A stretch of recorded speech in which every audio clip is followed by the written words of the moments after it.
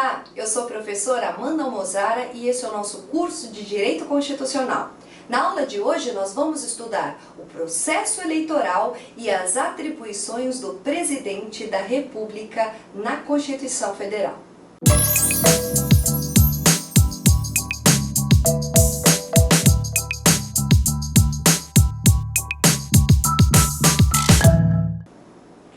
Muito bem, falando um pouco de processo eleitoral em âmbito do Executivo.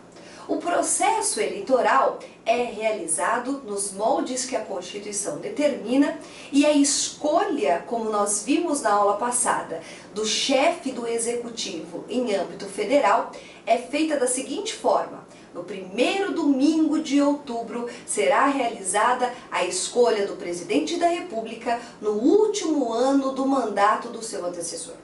Então, no último ano do mandato, é feita a escolha do próximo Presidente da República. Essa escolha ela é feita no primeiro domingo de outubro. Se o candidato a presidente, que foi inscrito juntamente com o seu vice, obtiver nessa primeira votação maioria absoluta dos votos válidos, ele estará eleito em primeiro turno. Todavia, se ele não conseguir obter a maioria dos votos válidos, será realizado um segundo turno, que nos termos da Constituição deve ser feito em até 20 dias após a divulgação dos resultados. Essa eleição geralmente ocorre de segundo turno no último domingo de outubro. E nessa eleição estará presente os dois candidatos mais votados em primeiro turno. E vai ganhar as eleições quem obtiver a maioria dos votos válidos. Muito bem. Agora, se antes de realizado esse segundo turno, por algum motivo ocorrer a morte, a desistência ou impedimento legal de um candidato, é simples. Convocar-se-á, dentre os remanescentes, o que obteve a maior votação. Então, pega-se no primeiro turno quem obteve a maior votação, tirando aquele candidato que desistiu, que faleceu ou que está impedido, e este candidato participará do segundo turno.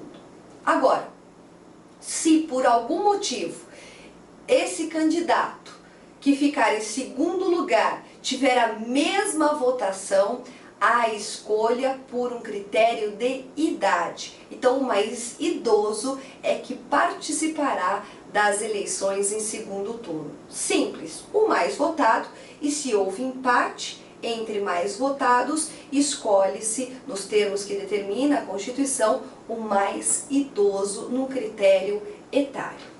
Muito bem, então partindo dessa ideia de que houve escolha do chefe do Executivo, como que se dará a sua posse e o seu mandato? O Presidente da República e o seu respectivo vice, que foi conjuntamente com ele eleito, tomarão posse em uma sessão conjunta no Congresso Nacional. Cuidado, é sessão conjunta e não sessão tecnicamente unicameral. Por que sessão conjunta? Porque é uma sessão do Congresso Nacional. Então estarão presentes os deputados e os senadores, os membros do Legislativo em âmbito federal. Muito bem. O Presidente da República vai prestar, então, conjuntamente com um vice, o compromisso perante o Congresso Nacional de manter, defender e cumprir a Constituição Federal, bem como observar as leis, promover o bem geral do povo brasileiro, sustentar a união, que é o modelo de Estado que nós adotamos, bem como a integridade e a independência do Brasil. Este é um compromisso e não tecnicamente um juramento, porque o nosso país é um país laico, é um país leigo, que não adota a religião oficial. Então nós não fazemos juramento, e sim nos comprometemos perante o povo brasileiro, seja num júri, seja numa posse de presidente da República ou em outras situações. Então esse compromisso é prestado perante o Congresso Nacional. Muito bem, quando que se realizar-se-á essa posse? No primeiro dia do próximo ano das eleições, ou seja, 1º de janeiro dos 4 anos posteriores ao mandato de quem está exercendo. Então, 4 anos de mandato e no início do 5º ano começa-se um novo mandato. Ou seja, 4, 4 e 4 são os períodos de eleições. Agora, quando é possível que um candidato tome posse novamente para o cargo de presidente da República? Falamos aqui da reeleição do cargo de presidente. No Brasil, é possível uma eleição subsequente, ou seja, o mandato do presidente da República é de 4 anos. Tem início em 1º de janeiro do ano seguinte à de sua eleição. E esse mandato pode ser exercido por 2 vezes subsequentes. Um 3º mandato não é possível, ou seja, em continuidade, só é possível exercer o mandato de presidente da República por 8 anos. Tudo bem? Agora, diferente do que acontece nos Estados Unidos, é possível que, se houve uma interseção de mandatos, um novo candidato, que posteriormente o candidato novamente venha a concorrer à eleição e venha a ocupar o cargo de presidente. Poderia, então, se não fosse ocupar 3 mandatos, se não fossem subsequentes, 2 mandatos subsequentes, intercala um e pode realmente se candidatar de novo. Muito bem. E com relação a esse posse, esse mandato exercido, existem algumas restrições previstas na Constituição Federal? Sim, existem algumas restrições. As restrições, elas estão previstas no artigo 13, 14 da Constituição. Falamos aqui da questão da nacionalidade, falamos aqui das condições de elegibilidade, falamos aqui da idade e após ocupar o cargo efetivamente de presidente da República, aí sim começam as regras próprias aplicáveis às suas atribuições de chefia de Estado, chefia de governo e atos de administração. Muito bem, após tomar posse, o presidente e o vice-presidente da República não poderão, sem autorização do Congresso Nacional, ausentar-se do país por um período maior do que 15 dias, sob pena de perda do cargo. Então, para se ausentar do país por um período maior de 15 dias, precisa da licença expressa do Congresso Nacional. Cuidado, pegadinha da OAB. Na prova, eles colocam licença do Senado Federal, licença da Câmara dos Deputados, não é a licença do Congresso. Então, eu preciso da autorização conjunta, tanto da Câmara quanto do Senado, para a ausência do país do chefe de Estado e do vice-chefe de Estado, presidente e vice-presidente da República. Também cuidado com o prazo, período superior a 15 dias. Na prova eles colocam 20 dias, 10 dias, 30 dias. Cuidado com esse detalhe. E o que acontece se o presidente se ausentar do país por mais de 15 dias? Ele perde o cargo. Então, não é suspensão do cargo, ele não está impedido de permanecer no cargo. Essas palavrinhas que parecem ser bobagens são importantes para a prova porque o seu examinador acaba cobrando a literalidade do texto constitucional. Muito bem. Agora, vamos supor que haja, por algum motivo, um impedimento do presidente da República em ocupar o cargo ou uma vacância do cargo.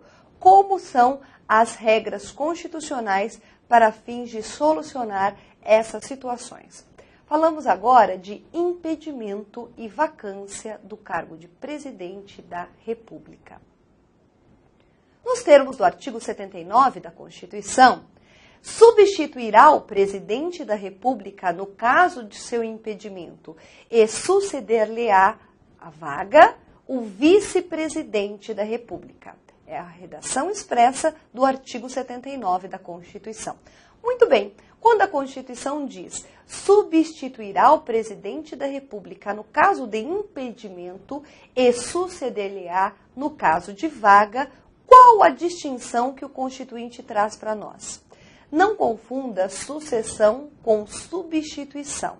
A substituição, ela ocorre no caso de impedimento. E o impedimento, ele é temporário. A sua natureza é temporária. Então, temporariamente, o presidente está impedido de permanecer no cargo. Qual o exemplo? Ele está de férias, ele está com uma doença grave que o impossibilita de exercer as suas atividades. Então, nesse caso, o presidente da República será substituído porque ele está impedido de permanecer no caso temporariamente. Agora, sucedê-lo não é temporário, é definitivo. No caso da sucessão, poderemos ter uma cassação do presidente, a renúncia do presidente ou inclusive a sua morte. Muito bem, se isso acontecer, nós teremos a sua sucessão para o vice-presidente da República, que é o sucessor nato do presidente da República. E é aqui que a gente entra nas atribuições do vice-presidente da República. Quais são as atribuições do vice-presidente da República? Tecnicamente, o vice-presidente não tem atribuições específicas. A sua função é literalmente substituir ou suceder o presidente, caso ele não possa permanecer no cargo. Ele tem, sim, algumas atribuições constitucionais. E essas atribuições constitucionais estão previstas no próprio dispositivo que trata do Poder Executivo e também em lei complementar. Então, lei complementar pode definir quais são as atribuições de um vice-presidente da República. Agora, de qualquer forma, a Constituição já determina que o vice-presidente da República é o auxiliar nato do presidente. Então, sempre que o presidente convocar para alguma missão especial o vice-presidente, ele deve estar à disposição. Muito bem.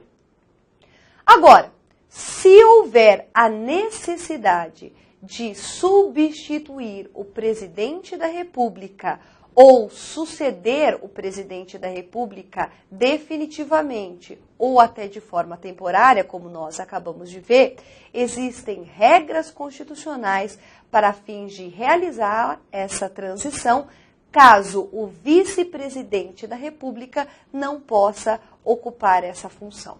Vamos supor, e aqui é uma suposição, então é hipoteticamente, que por alguma razão nem o presidente e nem o vice-presidente da República possam permanecer no cargo.